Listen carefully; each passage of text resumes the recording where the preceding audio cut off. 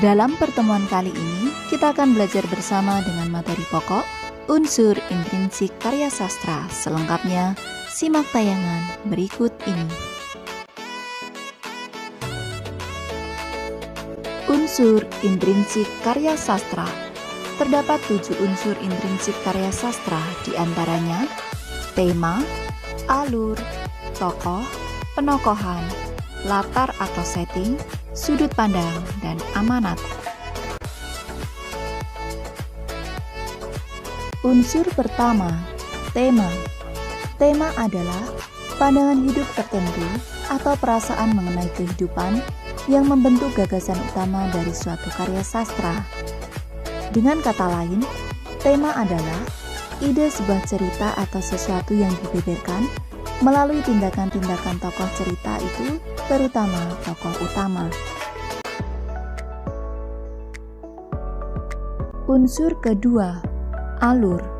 Alur adalah rangkaian cerita yang dihadirkan oleh para pelaku dalam suatu cerita. Alur merupakan suatu jalur lintasan atau urutan suatu peristiwa yang berangkai sehingga menghasilkan suatu cerita. Alur terbagi menjadi 3 jenis, yaitu alur maju, mundur, dan campuran. Unsur ketiga, tokoh. Pelaku dalam cerita fiksi, sehingga peristiwa itu menjalin suatu cerita disebut tokoh. Sedangkan cara pengarang menampilkan tokoh disebut penokohan.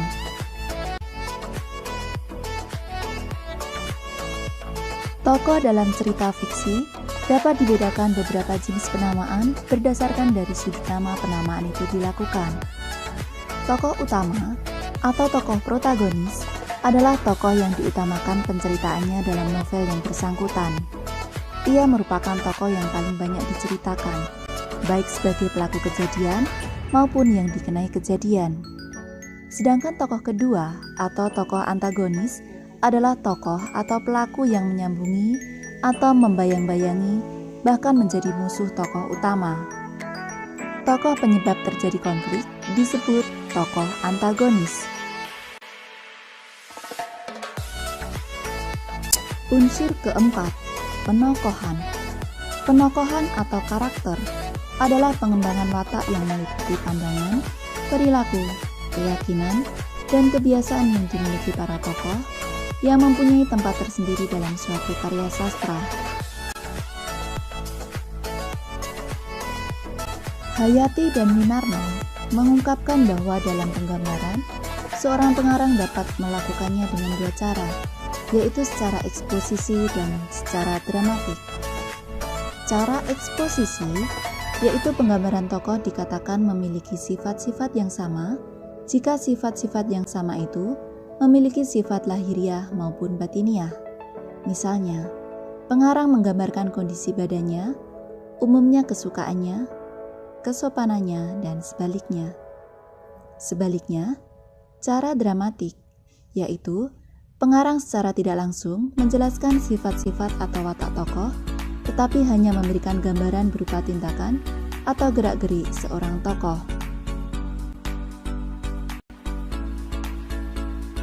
Unsur kelima, latar.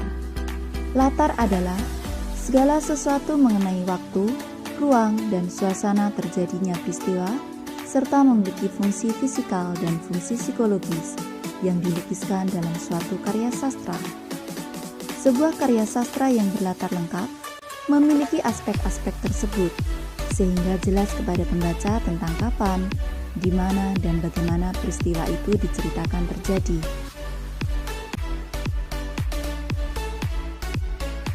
Unsur keenam, sudut pandang.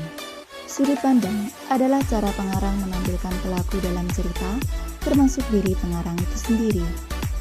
Sudut pandang cerita menyatakan bagaimana fungsi pengisah atau pengarang dalam sebuah cerita. Apakah ia mengambil seluruh bagian langsung dalam seluruh peristiwa, atau sebagai pengamat terhadap objek dari seluruh tindakan-tindakan dalam cerita itu? Pengarang dapat bertindak sebagai tokoh utama, yaitu mengisahkan adegan dengan menggunakan kata ganti orang pertama. Pengarang dapat juga sebagai pengamat, dengan menggunakan kata ganti orang kedua dan kata ganti orang ketiga. Unsur ketujuh, amanat. Amanat adalah gagasan yang mendasari karya sastra atau pesan yang ingin disampaikan pengarang kepada pembaca atau pendengar.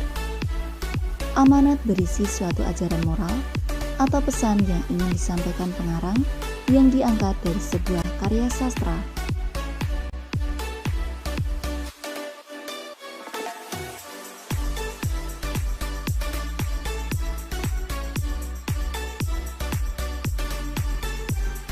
Demikian materi yang dapat saya sampaikan dalam pertemuan kali ini, semoga bermanfaat.